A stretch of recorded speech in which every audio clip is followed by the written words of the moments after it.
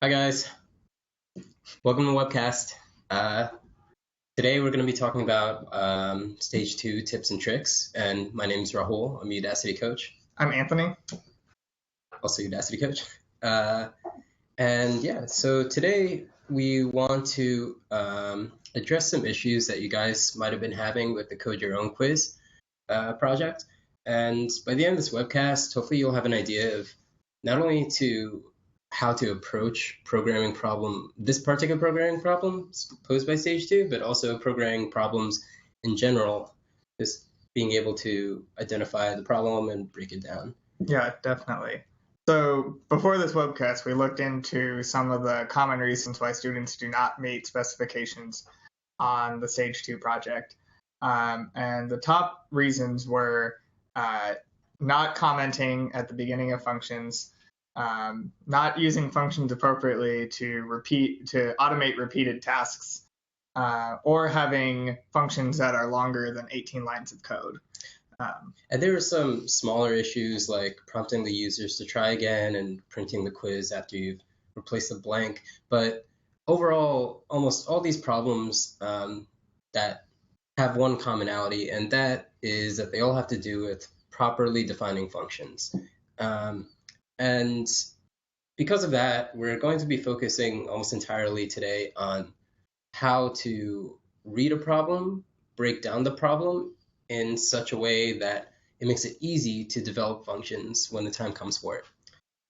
So one of the first places that is one of the great way to start off approaching this type of problem is you've got this like much larger problem, right? Say the Stage 2 project, you have this huge problem that is create a fill in the blanks quiz. Now that's going to be involving a lot of different tasks, a lot of different steps, and really one of the first things you want to do is not think about it at that large scale problem. You want to think about it as these individual tasks. Um, And for that, we're not going to kind of break down the whole problem for you because that is that's your job. that's your job. That's why you're taking this course. But we're going to try to what we're going to try to do is provide an analogous problem and kind of show you how we go step by step to break down this problem, and most importantly, how we break down this problem can inform the way that we code a solution to this problem. So today, I'm going to share this following problem with you. It's a very simple one, but the idea is to just get you thinking about how to abstract away the big parts of what you're being asked. So let's open up Sublime over here. Got a screen share. Yeah, I'm just pasting it here first. One second. Promise that I'm actually doing something. And let's just share Sublime. Okay.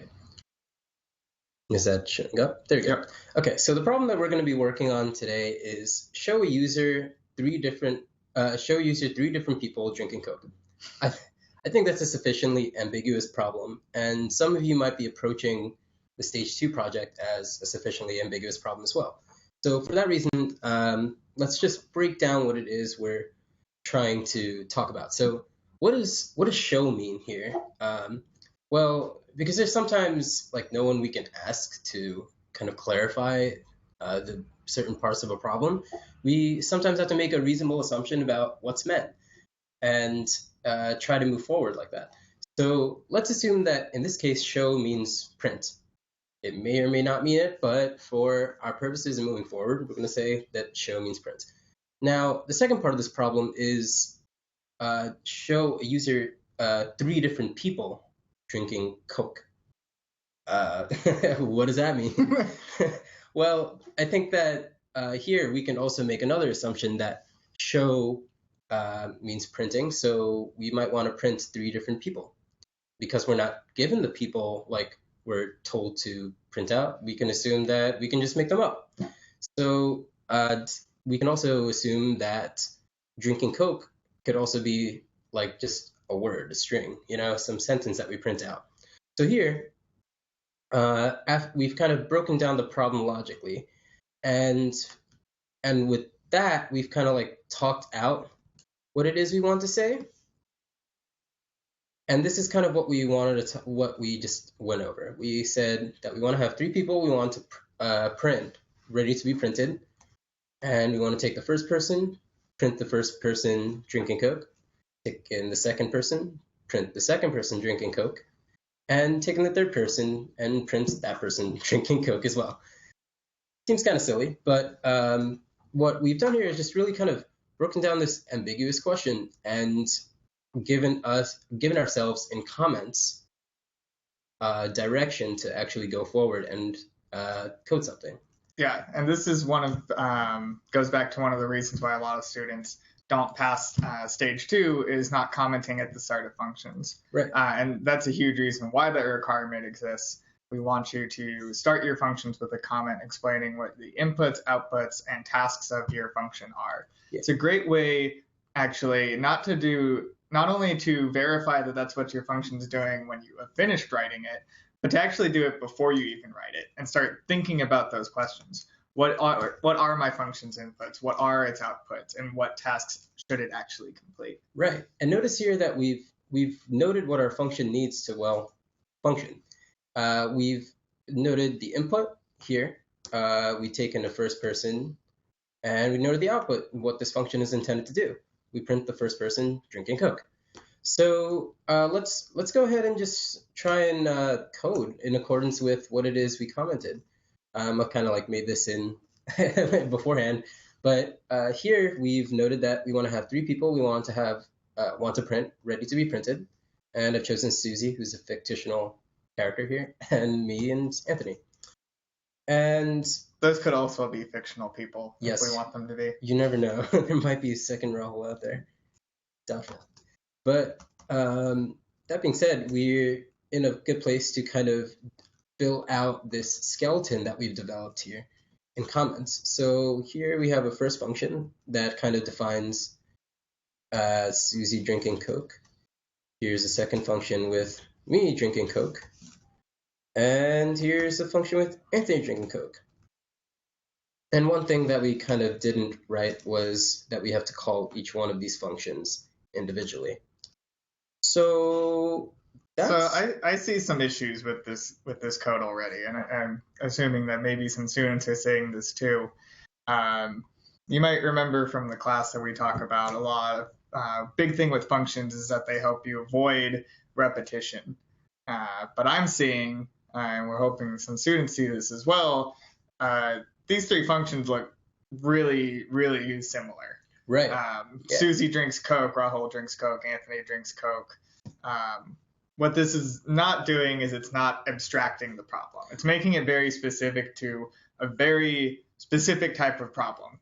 Does Susie drink Coke? Does Rahul drink Coke? Does Anthony drink Coke? Right. So like Anthony's saying, we've kind of repeated exactly what it is that we're doing. So the thing that we went wrong after we kind of broke down this problem into comments is that we didn't really group together and identify what it is that is repeating in the task that we created. So we created this task that we got to show three people and we got to show them drinking, but we didn't kind of ask ourselves what does it mean for a person to drink Coke? What does it mean for a single instance of our problem? And in that way, we could have grouped together the three functionalities here. And what we could have done is just summarized these comments into one comment that I'm going to write underneath. And that is, takes as input a string, a person, and prints that person drinking Coke. What's really key here, as I'm looking at Rahul's code here, is he's saying a person. He's not talking about the first person or the second person. For hint, your stage 2 project, you might want to be thinking about, all right, not how do I make the easy level work or the medium level, but how do I make a level work, any level work? Right. That's going to be really, really key to you succeeding at this project. Right. So how do I print just a single person? Well, I do this with the belief that once I find a way to do this task for a single person, then it's just a matter of doing this thing X number of times. So so one way that we can kind of simplify this problem that we have here is that we're really just taking a person's name and just adding drinks Coke to it. So in a way, we've just kind of written out all of our code at first, and now we're trying to optimize for that. So say that we have like person drinks Coke, and instead of Susie, we just have drinks Coke, and we pass in a person. So in this way, we can pass in whatever we want for the input person and just have person drinks Coke. So one way that I've optimized Do you that. want to change that so that we can actually print the person's name as well? Oh yes, that's what I was just about to do. Oh, cool. Oops. So here we've kind of like in this function that I've now written out here on line 22 here, you'll see that we've taken a person and drinks Coke, and we print out person plus drinks Coke.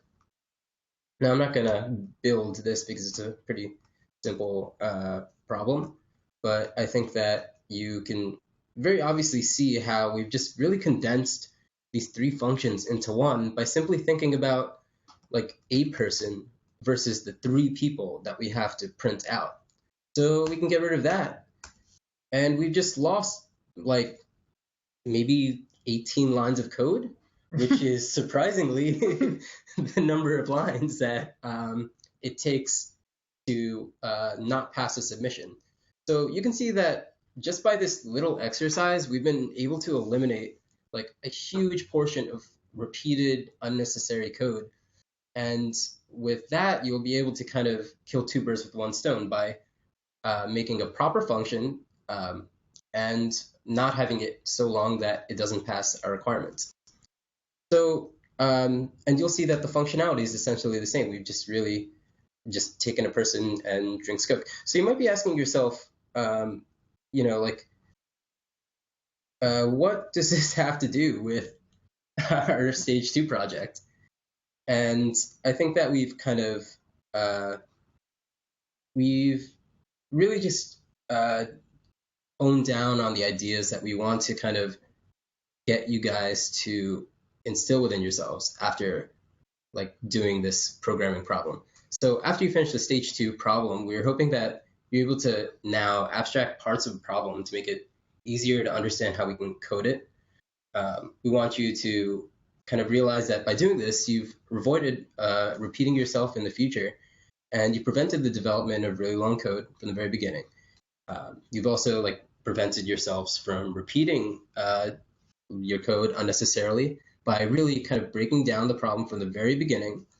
And you refine your comments as you kind of go through this process of eliminating extra code, because you'll see that I took those 3 original comments that I had in hashtags here, and I just condensed it into one in the proper format that we expect, which I not only say what the input to the function is, I also say what the function does. So that in a nutshell is kind of what it is that you want to take from this particular example here. And in regards to what it is this is supposed to be analogous to in your programming problem, we want you to think about the concept of a level in the abstract sense. Right. Don't focus in so much on how do I make my specific construction of a level work? How do I make my specific construction of the easy level work? If when you have completed this project and you've done it in a way that uses functions well, that uses functions that are generally short and avoiding repetition, what you'll find is actually that your code will work on any level constructed in the expected format. So if your code works such that blanks are defined as underscore underscore one underscore underscore and so on, it will work on any string that people construct in that fashion. I could give you a random fill in the blank quiz that I built, and it should work in your code as long as it's done right. Right. So that's kind of like a source of a lot of problems that we have. And remember that in the skeleton code that you receive, that the sample that you're given is an example of a level. We have a question here. long as you have your code with you. I'm here. Asking about lines 12, 13, and 14. So 12, 13, and 14, right. So Rahul, can you share your screen again and actually show how you would call these functions rather than... So these functions that Rahul has at 12, 13, and 14 are obviously no longer in our code. We no longer have a Susie drinks, Rahul drinks, or an Anthony drinks. Great point. So what we actually want to do is just drinks coffee on person one. Or sorry, drinks Coke on person one, drinks Coke on person two, drinks Coke on person three. Rahul, why don't you actually run this code just so we can see what happens here? So if we run it, we can see in the output, Susie drinks Coke, Rahul drinks Coke, Anthony drinks Coke. Again, all off of one function. We do have to call functions for each individual time we want to like identify does a single person drink Coke. That's a result of our construction of the function. Our function only knows if one single person drinks Coke. I suppose you could construct a function that could take in a list of people and tell us who among them drinks Coke.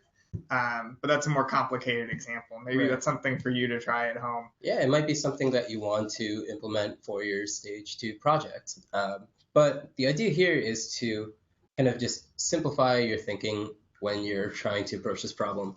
And yeah, you, like Anthony said, we could probably have something like person 2 or person 3, and then kind of adjust the inputs here to person 1, P2, etc. But the idea here is to simply extract away what needs to be done so that we're working with something sufficient enough to pass like all the requirements that we have. So let's stop sharing this for a sec. And yeah, so those are the things that we wanted you guys to kind of come out with. Like, think about a level in the abstract sense, not 3 levels. Identify what a function needs. What needs a function. Yeah, sorry. Identify what needs a function after you've kind of broken down the individual tasks that you have for this problem in comments. Yeah, a really great tip that I tell a lot of students when you're writing a function, really a function's like going to perform some task for you, right? So when you're thinking about the big problem and you identify the smaller tasks within that, and you figure out, okay, I want a function that does this particular task within the project. Think about 2 things before you write any of the code. And those 2 things are, what should I expect the result of my function to be? That's going to be your output, what comes at the return value. And the second piece is, what information do I need to get there? What information am I given such that I can achieve that result? And those are your inputs or your parameters, what goes in the parentheses. Those are what's going to make things generalizable and abstracted, so that you're able to write your code such that it works on a abstract input rather than a specific one. Yeah. So that being said, some last minute tips for some things that Anthony and I noticed. And they may or may not be things that you have to do. If it doesn't help your thinking, then you don't have to ignore it. But so you can ignore it. But so one of the things that I don't suggest you use is the exact Mad Libs code that you've kind of worked through in the work sessions. The idea of kind of taking the Mad Libs code design is what you want to retain from those exercises. And that design is the replacement of words within a longer string. That, again, like is the essence of this project. But you need to kind of find a way to do that without like using the while loop and extra stuff sorry, I shouldn't say like without using the while loop. I don't want to get you guys confused. Don't use the exact code that you used before, because that can really like add up in lines. And it not only that, it kind of like takes away from the problem at hand. you want like previous problems to inform the design of your new problems, but generally, like when you're approaching a programming problem, you want to break it down without any interference from like other things that you've learned. And that's really important because the problem that you're looking at may not have anything to do with like previous problems you've seen before.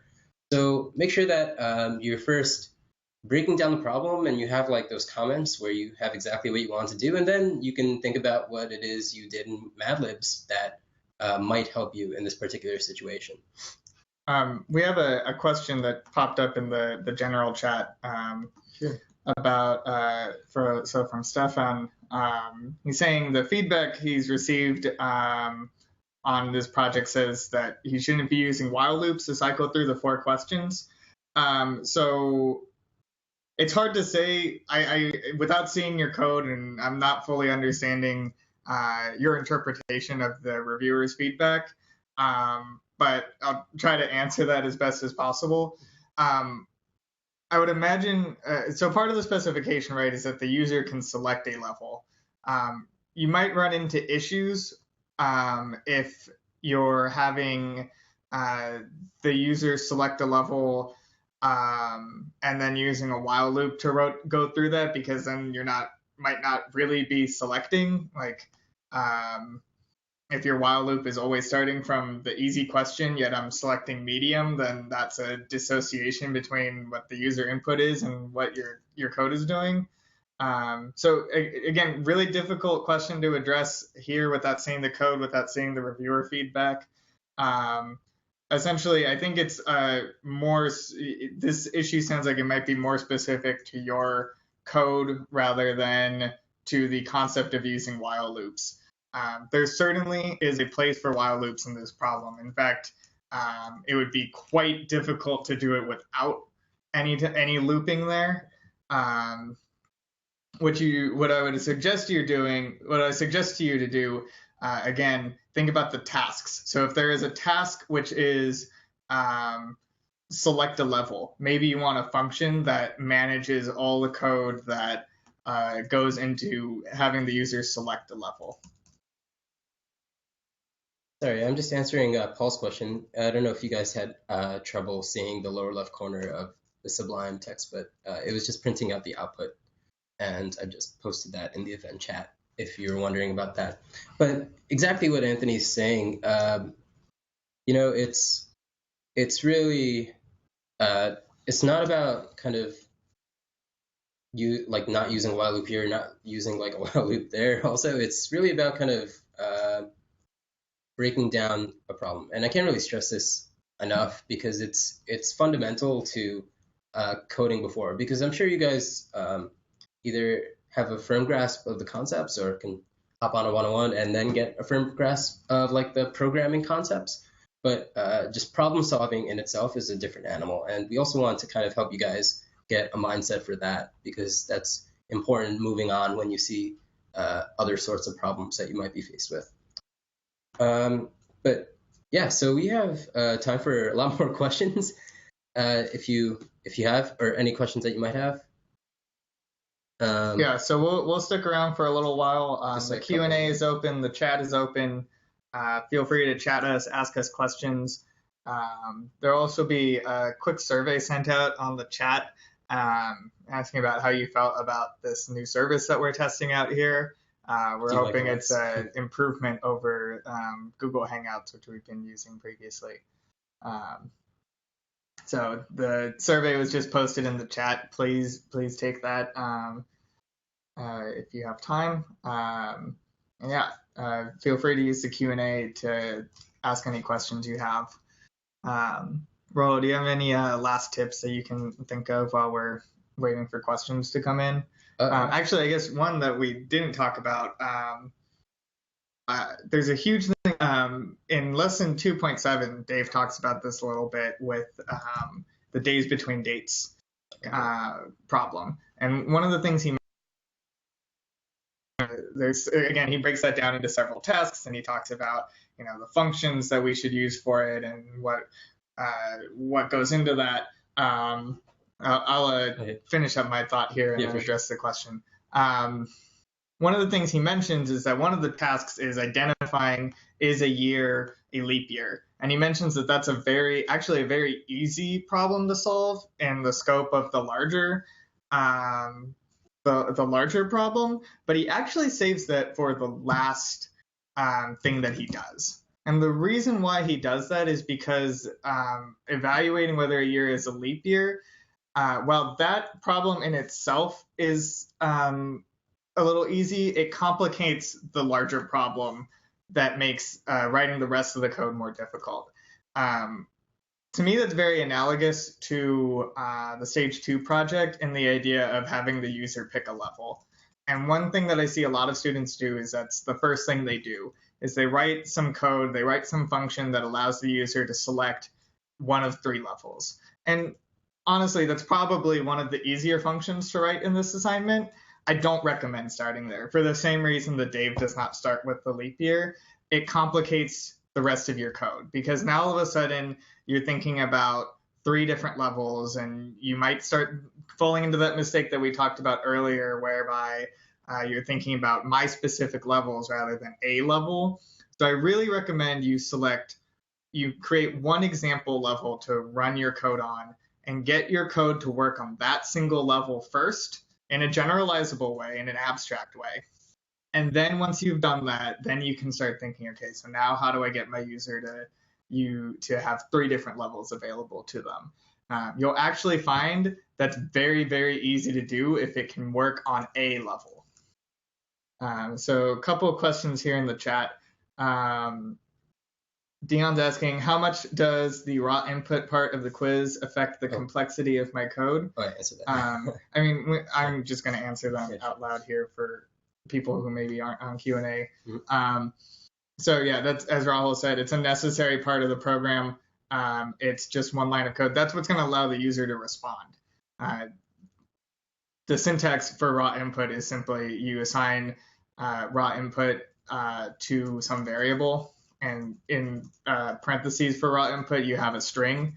That string is what displays to the user, and then what they type next and hit enter gets saved to the variable, and then you can manage that how you see fit. Evaluate if the answer is correct, do whatever you need to do for the problem. Sure. Take a look at Paul's question, which I like. He's asking, can you show us how to use comments to plan out your code? I'm having trouble figuring out what functions to make. I'm glad that you kind of made the analogy between comments and functions, because that's what we were trying to hope for with this webcast. But so to use comments to plan out the code, the way I generally do it, using comments to plan out the code, is that I use the task that I'm given to form the comments. Mm-hmm. And I hope you guys saw that when I kind of broke down the question that I gave myself, which is show a user 3 different people drinking Coke. I basically literally took the words from the task and put it in comments in certain places in order to kind of identify directly what it is I have to do. Because by taking the very question that I'm being asked, I can really just on its face answer the question right away. And after I've kind of written out code and written out comments and got a basic functionality down, then I can kind of go back and at least argue that, I literally took the problem that I was given and answered it.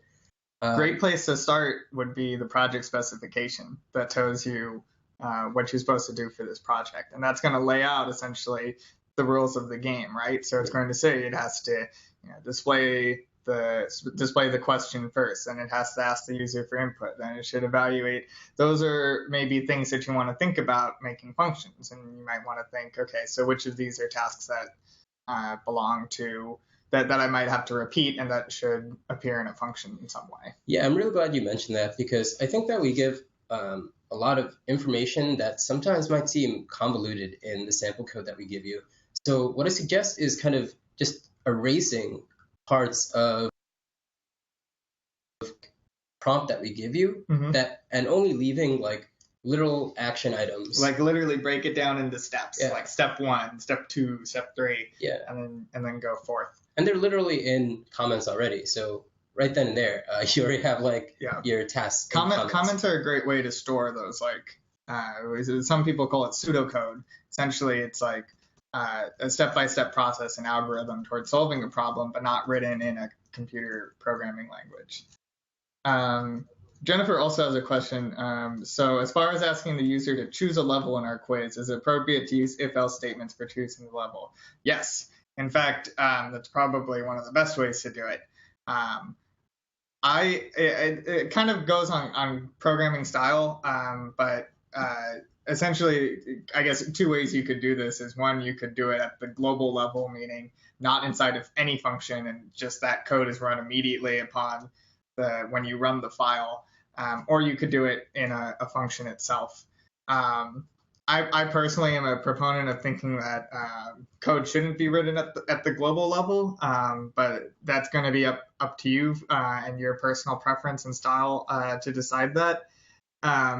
But really, I mean, you can think about it like this, right? Like, so you have some prompt saying, like, please select a level. You're going to get that user's response, and then you want to find out if they said easy, if they said medium, if they said hard, or if they said something else. If you start to like say problems like that out loud to yourself, they kind of give you hints about like what coding techniques you might find helpful here. Use these keywords. It's like if is a keyword in Python because it has it means something. It's not like it's just some like weird word. It's always like if this condition, then do something else. That's English.